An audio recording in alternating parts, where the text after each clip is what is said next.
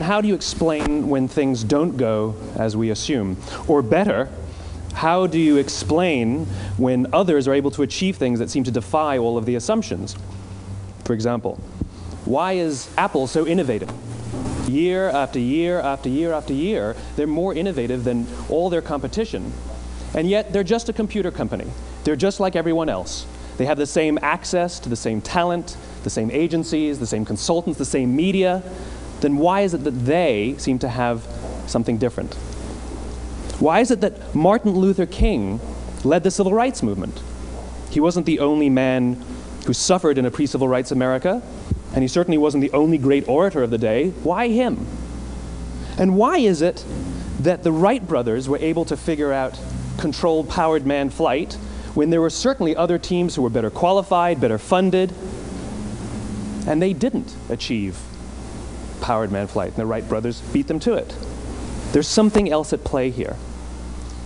About 3.5 years ago, I made a discovery, and this discovery profoundly changed my view on how I thought the world worked, and it even profoundly changed the way in which I operate in it. As it turns out, there's a pattern. As it turns out, all the great and inspiring leaders and organizations in the world, whether it's Apple or Martin Luther King or the Wright brothers, they all think, act, and communicate the exact same way, and it's the complete opposite to everyone else. All I did was codify it. And it's probably the world's simplest idea. I call it the golden circle.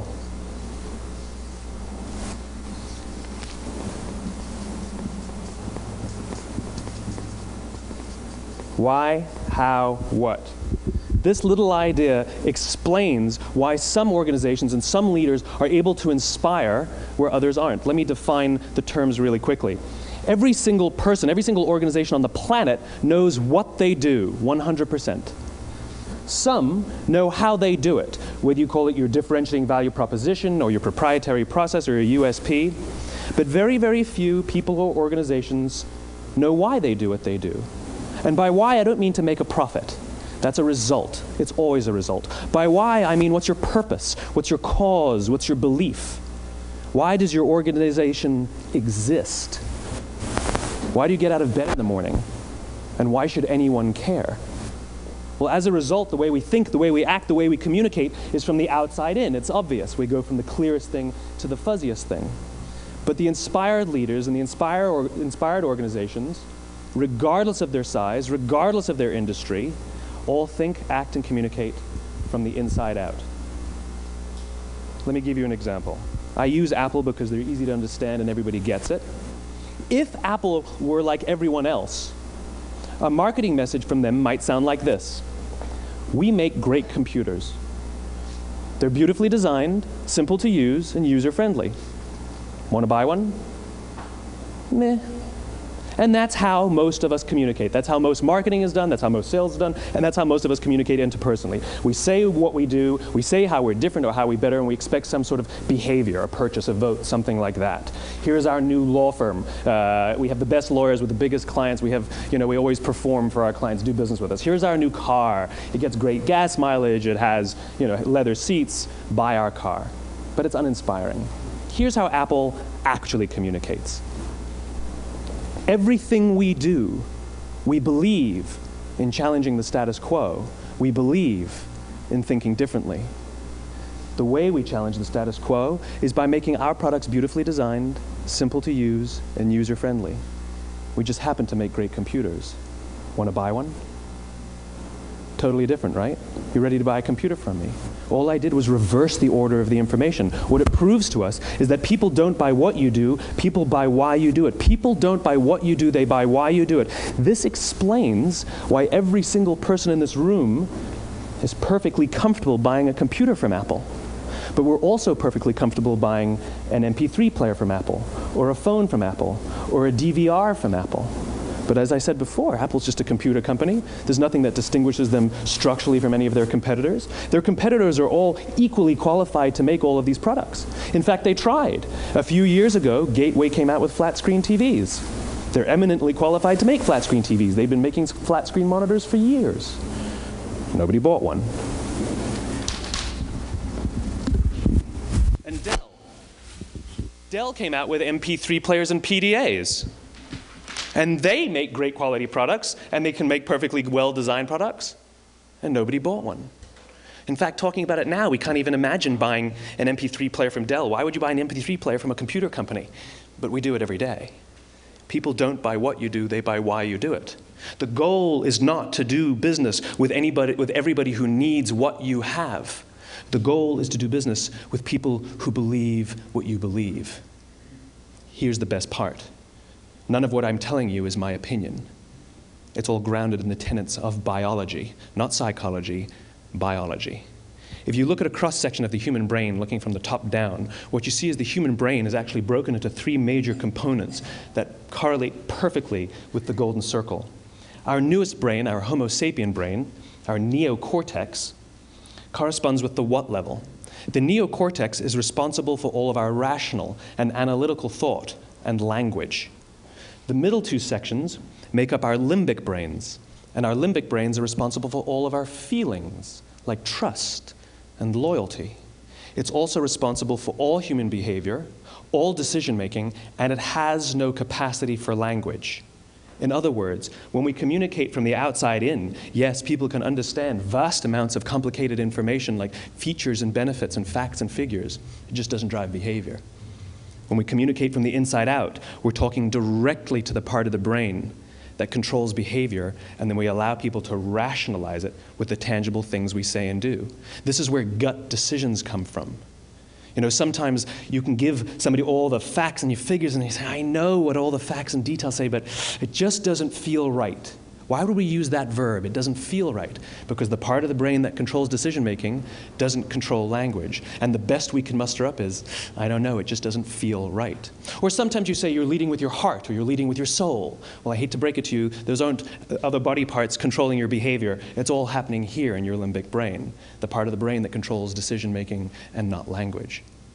But if you don't know why you do what you do, and people respond to why you do what you do, then how will you ever get people to vote for you or buy something from you, or more importantly, be loyal and want to be a part of what it is that you do?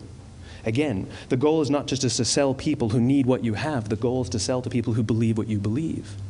The goal is not just to hire people who need a job. It's to hire people who believe what you believe.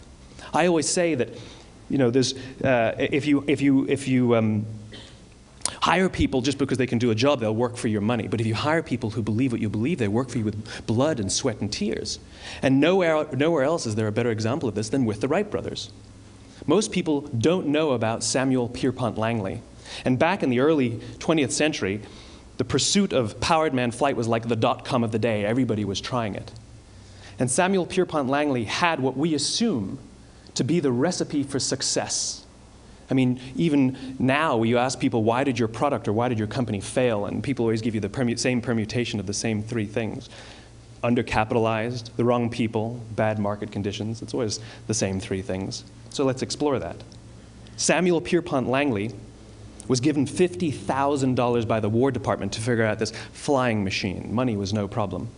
He held a seat at Harvard and worked at the Smithsonian and was extremely well connected. He knew all the big minds of the day. He hired the best minds money could find, and the market conditions were fantastic. The New York Times followed him around everywhere, and everyone was rooting for Langley. And how come we've never heard of Samuel Pierpont Langley? A few hundred miles away in Dayton, Ohio, Orville and Wilbur Wright. They had none of what we consider to be the recipe for success. They had no money. They paid for their dream with the proceeds from their bicycle shop.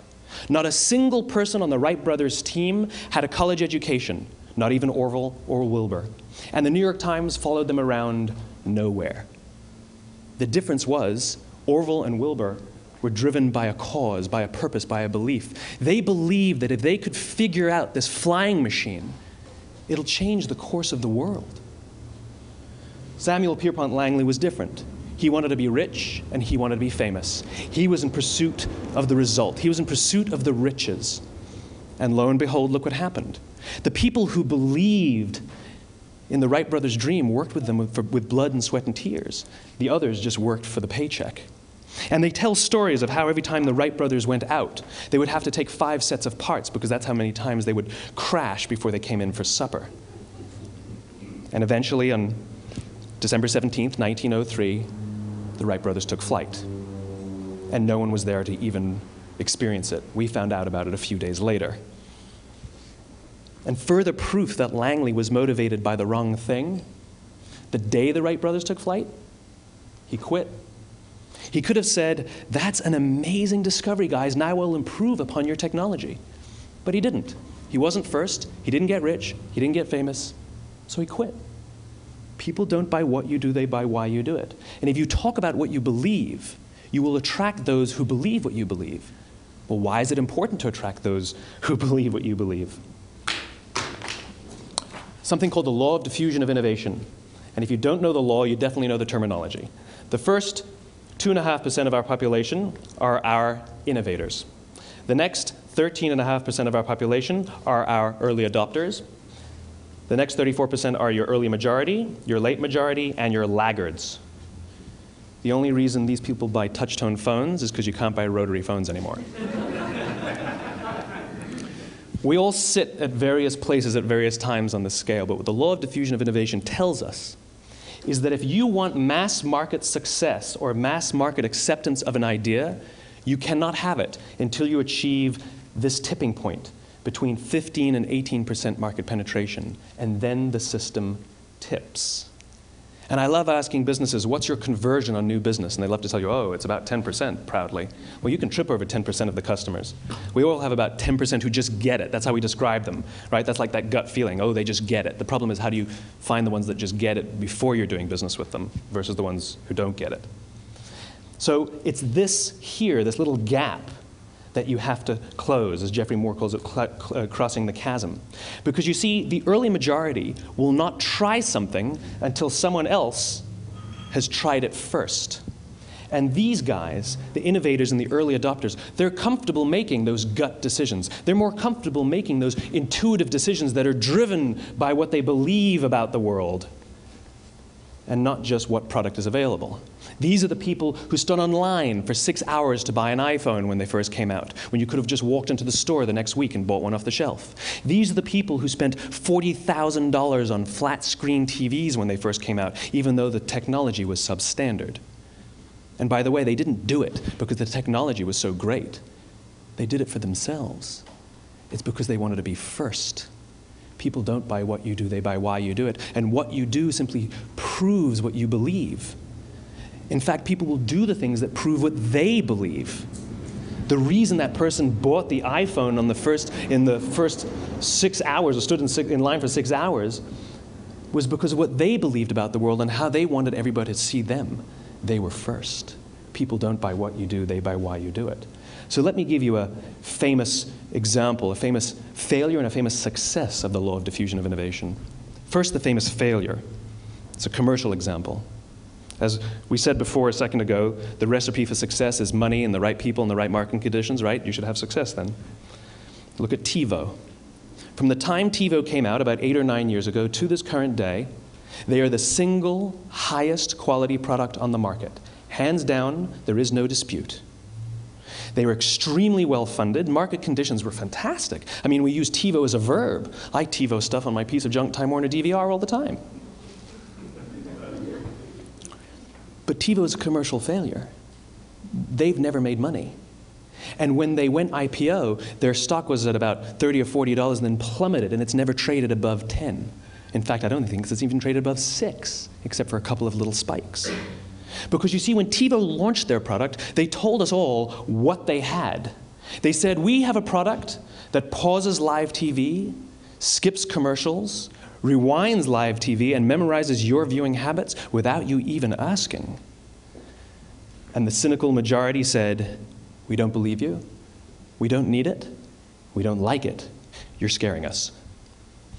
What if they had said, if you're the kind of person who likes to have total control over every aspect of your life, boy, do we have a product for you. It pauses live TV, skips commercials, memorizes your viewing habits, etc., etc. People don't buy what you do, they buy why you do it, and what you do simply serves as the proof of what you believe. Now let me give you a successful example of the law of diffusion of innovation. In the summer of 1963, 250,000 people showed up on the Mall in Washington to hear Dr. King speak. They sent out no invitations, and there was no website to check the date. How do you do that? Well, Dr. King wasn't the only man in America who was a great orator. He wasn't the only man in America who suffered in a pre-civil rights America. In fact, some of his ideas were bad. But he had a gift. He didn't go around telling people what needed to change in America. He went around and told people what he believed. I believe, I believe, I believe, he told people. And people who believed what he believed took his cause and they made it their own, and they told people. And some of those people created structures to get the word out to even more people. And lo and behold, 250,000 people showed up on the right day, on the right time to hear him speak. How many of them showed up for him? 0. They showed up for themselves. It's what they believed about America that got them to travel on a bus for 8 hours to stand in the sun in Washington in the middle of August. It's what they believed, and it wasn't about black versus white. 25% of the audience was white. Dr. King believed that there are 2 types of laws in this world, those that are made by a higher authority and those that are made by man. And not until all the laws that are made by man are consistent with the laws that are made by the higher authority will we live in a just world. It just so happens that the civil rights movement was the perfect thing to help him bring his cause to life. We followed him not for him, but for ourselves. And by the way, he gave the I have a dream speech, not the I have a plan speech. Listen to politicians now with their comprehensive 12-point plans. They're not inspiring anybody. Because there are leaders and there are those who lead. Leaders hold a position of power or authority, but those who lead inspire us. Whether they're individuals or organizations, we follow those who lead not because we have to, but because we want to. We follow those who lead not for them, but for ourselves. And it's those who start with why that have the ability to inspire those around them or find others who inspire them. Thank you very much.